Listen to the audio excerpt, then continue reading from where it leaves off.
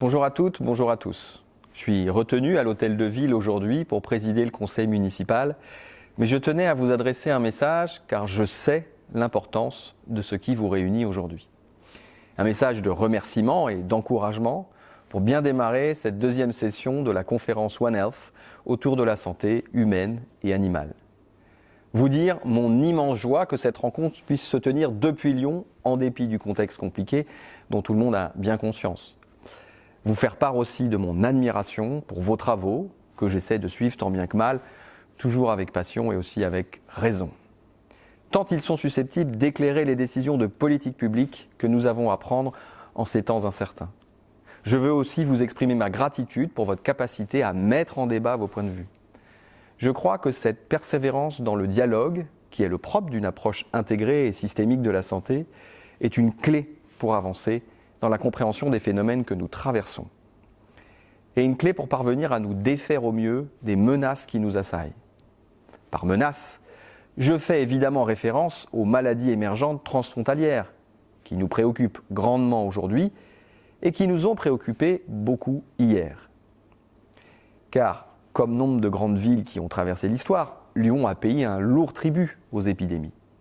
Nous avons connu les pestes et les fièvres, puis à l'époque prémoderne, pendant quasiment 2 siècles, nous avons dû affronter les maladies endémiques et les infections virales ou bactériennes. La variole, les grippes, la typhoïde et la dysenterie, le choléra, la diphtérie, la tuberculose, la rage. Heureusement, il s'est sans cesse trouvé de grands médecins, des chercheurs, des services de pointe, des épidémiologistes pour s'efforcer, avec obstination et talent, de cerner les causes autant que de trouver des remèdes. Nous savons à Lyon ce que nous devons à l'essor contemporain de la réanimation, mais aussi à l'infectiologie, à la virologie, à la microbiologie et à l'hygiénisme. Car toujours, cette envie de juguler, prévenir et soigner s'est accompagnée du désir de s'attaquer aux causes. Où sont les abattoirs et les marchés? Comment est organisé le ramassage des déchets? Où vont nos effluents urbains? Comment protéger nos puits? Quelle influence ont les saisons, les sécheresses, les pluies et les crues? Quelles conséquences la concentration des miséreux dans les faubourgs? Voilà les questions qui ont jalonné le temps. L'excellence scientifique, l'innovation médicale, l'industrie pharmaceutique sont des traditions lyonnaises auxquelles je veux rendre hommage. Il s'agit pour nous d'une immense fierté et pour la planète d'un grand motif d'espoir. J'ai eu l'occasion de participer récemment à l'inauguration de l'Académie de l'OMS. J'y ai dit mon bonheur que ce projet aboutisse, qu'elle permette sur notre territoire la convergence de dizaines de milliers de professionnels de santé venus de tous les pays du monde et qui vont pouvoir s'adresser à distance à des millions d'autres pour les former, les préparer.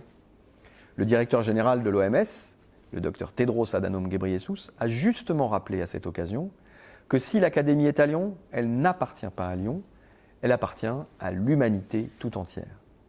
Bien sûr, nous avons la coopération au cœur et nous voulons contribuer au brassage des talents et à la conversation des savoirs. La réunion internationale du Hub VPH, à laquelle vous participez aujourd'hui, est d'une portée considérable. C'est une première appelée à se renouveler, à se prolonger et à dynamiser un mouvement indispensable pour juguler le risque pandémique.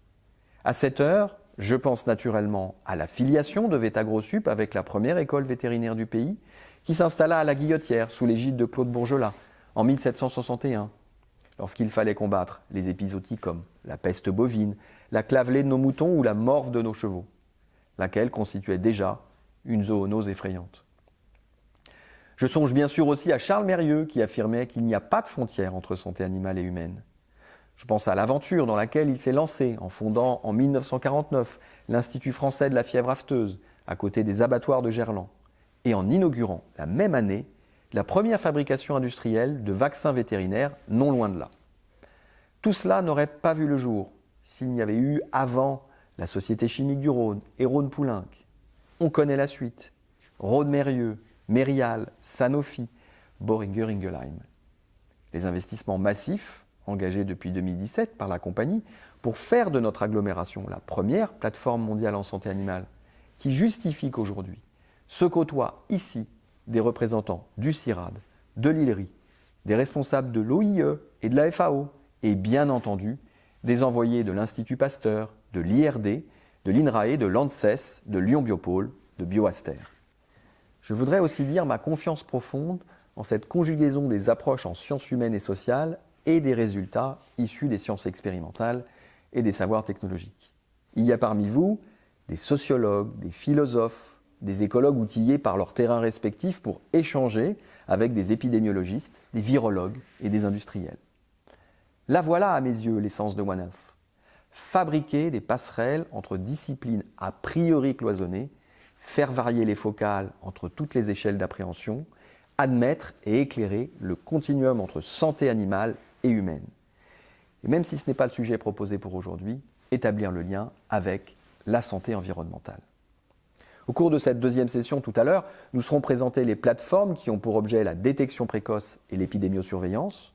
Aux côtés de Présode et de l'EPSA, nous aurons l'occasion de partir à la rencontre de OSH Forum, une fondation lyonnaise qui œuvre à la réussite des politiques de santé multilatérales, et d'Ecofect, qui est un laboratoire d'excellence, lyonnais aussi, qui en plus de se pencher sur les dynamiques éco-évolutives des maladies infectieuses, essaie de comprendre comment les changements globaux favorisent les émergences. Vous le savez, nous entendons à Lyon participer à contrer l'érosion de la biodiversité, dont les services rendus sont innombrables. Nous cherchons aussi, au fil de notre plan de mandat, à ralentir le changement climatique pour, entre autres, que l'équilibre des écosystèmes ne soit pas rompu. Et éviter que des populations humaines et animales ne soient jetées dans des contextes aussi délétères qu'inconnus, provoquant de ce fait d'incommensurables dégâts. En tant que décideurs, il en va de notre responsabilité de préserver une stabilité écologique et climatique qui soit compatible avec des adaptations réussies aux modifications environnementales d'ores et déjà inévitables. Pour finir, je voudrais avoir un mot sur le sens que nous donnons à l'action publique dans notre ville de Lyon. Nous savons désormais la dangerosité des élevages porcins, ovins, bovins, aviaires, les questions que suscitent les antibiorésistances, la concentration d'animaux en mauvaise santé, parfois maltraités, souvent génétiquement très proches. Je sais que vous menez une réflexion incroyable pour que les épizooties ne deviennent pas des épidémies, et que les épidémies, dans un monde globalisé et densément peuplé, ne deviennent pas des pandémies. Nous savons aussi, et cela était très bien posé dans le cycle international de l'OMS dit pour la promotion de la santé, que le cadre de vie a une importance considérable dans la vulnérabilité ou non des habitantes et des habitants sur lesquels un fléau s'abat. La santé ne peut se résumer ni aux technologies disponibles, ni à la médecine, ni au système de soins. Bien sûr, nous souhaitons être le mieux dotés possible. Mais il y a aussi, comme on dit aujourd'hui, l'exposomique, les pollutions de toute nature auxquelles notre métabolisme est soumis. En effet, comme l'a résumé Ken Holden, alors directeur du National Institute of Environmental Health Sciences, genes load the gun, the environment pulls the trigger. Et si on élargit ce constat au corps tout entier, voire à la personne, alors on réalise qu'on ne doit en aucun cas minimiser comme déterminant de santé tout ce qui relève du milieu et des conditions d'existence. Un habitat décent et abordable, une alimentation saine et diversifiée, l'accès à une eau potable de qualité, l'exercice physique, l'absence de stress et ou d'addiction, l'accès à l'éducation, à la nature, à la culture, à la participation citoyenne, la valeur des liens que nous entretenons avec les autres. C'est à cela que je travaille avec mon exécutif municipal au quotidien, faire de Lyon une ville résiliente aux pandémies et surtout agréable à tout point de vue. Une ville qui soit propice à se rapprocher pour chacune et chacun d'un état de complet bien-être physique, psychique, économique et social, et qui contribue à la promotion de cet idéal pour la planète, par exemple en soutenant la coordination de vos forces. Je vous souhaite une très belle conférence. Je vous remercie.